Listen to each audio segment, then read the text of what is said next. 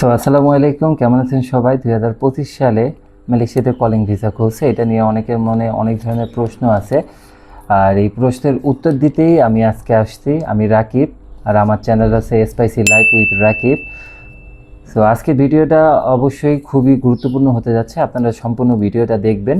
আজকে আপনাদের প্রশ্নের উত্তর হচ্ছে আমি দিতে যাচ্ছি। অনেকে আমাকে অনেক ধরনের প্রশ্ন করেন, আর সেই প্রশ্নগুলো থেকে আমি কিছু প্রশ্ন বাছাই করে যেটা ইম্পর্টেন্ট বা প্রয়োজনীয় সেটা আমি আপনাদের সামনে আজকে তুলে ধরবো। চলেন প্রশ্ন পর্বে চলে যাই। আচ্ছা, প্রথম প্রশ্ন ছিল হচ্ছে মালয়েশিয়া থেকে সত্যি সত্যি কি কলিং ভিসা খুলছে কিনা। হ্যাঁ, এটা 100% শিওর। মালয়েশিয়ান সরকার 2025 সালে নতুনভাবে শ্রমিক নিয়োগের ঘোষণা দিয়েছে, যেটাকে আমরা কলিং ভিসা বলে থাকি। আর সেকেন্ড কোশ্চেন হচ্ছে মালয়েশিয়াতে কি 24 লাখ লোক নিয়োগ দিবে কিনা। তো সেকেন্ড কোশ্চেনে যাওয়ার আগে আমার কিছু কথা আছে, আমি একটু আপনাদের স্পষ্ট করে বলি, তাহলে হয়তো বা আপনারা বুঝতে পারবেন। এই যাবৎকালে ওদের মোট জনসংখ্যার 15% হচ্ছে শ্রমিক নিয়োগ দেওয়ার ওদের উদ্দেশ্য ছিল বা অনুমোদন ছিল। সেখান থেকে ওদের 10%-এর ওপরে ফুলফিল আপ হয়ে গেছে। তার মানে 24 লক্ষ ওদের হচ্ছে মোট 24,68,000 হচ্ছে মোট নিয়োগ দেওয়ার ওদের সক্ষমতা ছিল। তো সেইখানে এই পর্যন্ত বৈধভাবে 22 লাখের ওপরে লোক সংখ্যা বা শ্রমিক এই দেশে নিয়োগ হয়েছে। ওরা হচ্ছে 15টা রাষ্ট্র থেকে আপনার শ্রমিক নিয়োগ দিয়ে থাকে। আর বাকি যেই 2,20,000 বা সামথিং লোক প্রয়োজন, সেই জন্য ওরা হচ্ছে আপনার কলিং ভিসা বলি বা নতুন শ্রমিক নিয়োগের অনুমোদন বলি এটা প্রকাশ করছে। থার্ড কোশ্চেন আছে আবেদন প্রক্রিয়াটা সম্পূর্ণ এবার হচ্ছে ভিন্ন ধর্মীয়। কোনো এজেন্সি চাইলেই সরাসরি আবেদন করতে পারবে না। কোনো ব্যক্তি নিজে থেকে শ্রমিক বা কলিং ভিসার জন্য আবেদন করতে পারবে না। শুধুমাত্র মালয়েশিয়ান সরকার অনুমোদিত এজেন্সি, সেটা সরকারি হতে পারে, সেটা বেসরকারি হতে পারে, শুধুমাত্র মালয়েশিয়ান সরকার কর্তৃক বা অনুমোদিত এজেন্সিগুলাই, কিছু সংখ্যক এজেন্সি, সব না, কিছু সংখ্যক এজেন্সি শুধু মালয়েশিয়াতে শ্রমিক পাঠাতে পারবে। 4 নম্বর কোশ্চেন হচ্ছে কয়টা সেক্টরে হচ্ছে লোক নিয়োগ দেওয়া হবে আর স্যালারি কী রকম। আমি শুরুতেই বলে নিই, 2026 সালে যারা কলিং ভিসাতে মালয়েশিয়াতে আসবে, সেটা হতে পারে বাংলাদেশ, নেপাল, শ্রীলঙ্কা, ভুটান অথবা বিভিন্ন কান্ট্রির দেশ।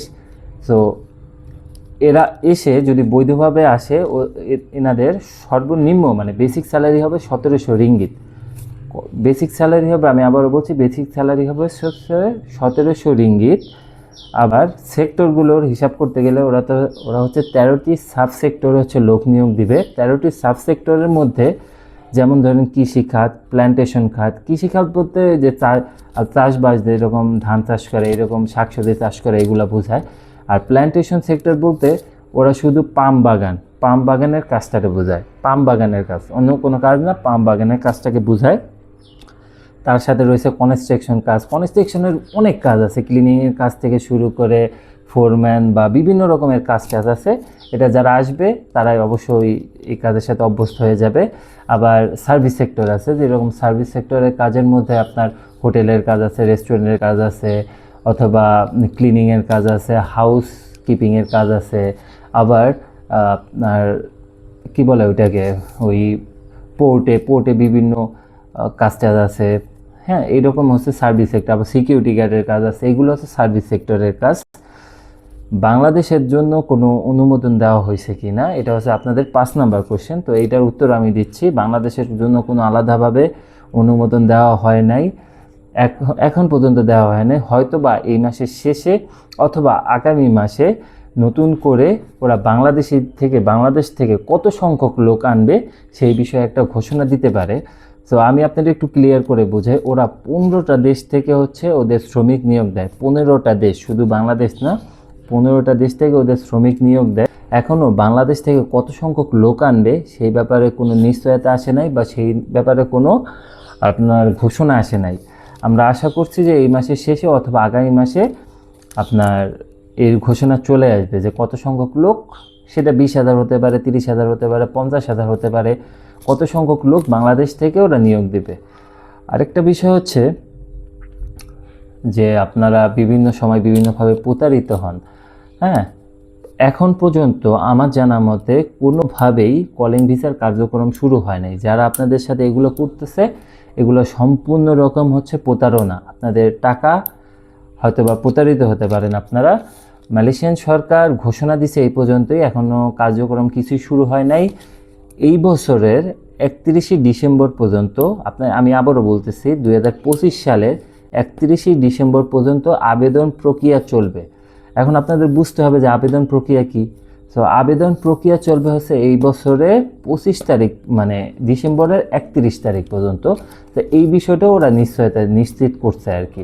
তো আমি এতটুকু আপনাদের ক্লিয়ার করতে পারি যে কেউ যদি আপনাদের এইসব বলে এখন যে ভাই আপনাকে পাসপোর্টটা দেন, হ্যাঁ আমাকে 5 লাখ টাকা দেন, আমাকে 4 লাখ টাকা দেন, আপনি 100% প্রতারিত হবেন। এখন পর্যন্ত বাংলাদেশ থেকে কত সংখ্যক লোক নিয়োগ হবে সেই ব্যাপারে কোনো কিছুই বলা হয় নাই। আর আরেকটা বিষয় হচ্ছে যারা মালয়েশিয়াতে আসবেন 2026 সালে, তাদের বেসিক স্যালারি হবে আপনার 1700 রিঙ্গিত। আপনার 1700 রিঙ্গিত বেসিক স্যালারি হবে। কিন্তু আপনারা যেই পজিশনেই আসেন না কেন, অবশ্যই বৈধভাবে আসবেন। এই দেশে বৈধভাবে আসলে আপনি কাজ পাবেন। কিন্তু আপনি যখন মানে সরাসরি কোনো ভালো একটা কোম্পানি বা ভালো একটা ফ্যাক্টরি, ভালো একটা স্থানে আসবেন, তখন আপনার কাজের নিশ্চয়তা থাকবে। আপনি যদি দালালের হাত ধরে সাপ্লায়ার কোম্পানিতে পড়ে গেলেন, তাহলে জীবন শেষ ভাই। আপনি 5 বছর, 10 বছর, 12 বছর বিদেশ করে কিচ্ছু করতে পারবেন না, কিচ্ছু করা সম্ভব না। আপনি যদি সরাসরি কোনো ফ্যাক্টরির আন্ডারে, কোনো সার্ভিস সেক্টরে, কোনো ভালো একটা পজিশনে, বা যেরকম ধরেন সার্ভিস সেক্টরের মধ্যে হোটেলের কাজগুলো আছে, তার ভিতর কিছু গোনা কাজ আছে, এটা আমি আপনাদের অন্য সময় অন্য একটা ভিডিওতে বলবো। তো আপনারা অবশ্যই সাবধানতা অবলম্বন করবেন এবং দালাল থেকে সাবধান থাকবেন। আপনাদের শুভকামনা আশা করছি। আর এমন সব ভিডিও পাওয়ার জন্য বা পরবর্তী আপডেট পাওয়ার জন্য আমার চ্যানেলটিকে অবশ্যই সাবস্ক্রাইব করবেন। এবং বাংলাদেশে যারা মালয়েশিয়াতে শ্রমিক হিসেবে আসতে যাচ্ছে, কাজ করতে যাচ্ছে, তাদের জানার জন্য এই ভিডিওটা তাদের জন্য খুবই উপকৃত হবে। তাদের জন্য অবশ্যই আপনারা ভিডিওটি শেয়ার করে দেবেন, এতে করে আরেকটা মানুষ উপকৃত হবে। আসসালামু আলাইকুম।